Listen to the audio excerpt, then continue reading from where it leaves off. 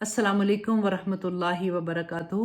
आज मैं आपके साथ एक ऐसी हदीस शेयर करना चाह रही थी कि जिसमें हम ये देखेंगे कि द डे ऑफ जजमेंट अल्लाह सुब्हानहू ताला हमसे किस चीज़ के बारे में सवाल करेंगे और जिसके बारे में हमने अल्लाह सुब्हानहू ताला को जवाब देना है। सही मुस्लिम की हदीस है 4724, जिसमें नबी सल्लल्लाहु अलैहि वसल्लम ने फरमाया, तुम में से हर एक निगरान है और हर एक से उसके बारे में सवाल किया जाएगा। औरत अपने खामन के घर और उसकी औलाद की निगरान है, उससे उसके बारे में पूछा जाएगा।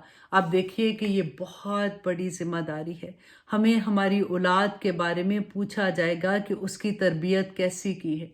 हमने अपनी औलाद को इस दुनिया वाला तो बहुत बना दिया, लेकिन अल्लाह सुब्हानहू ताला से जोड़ने के लिए हम बहुत पीछे रह गए।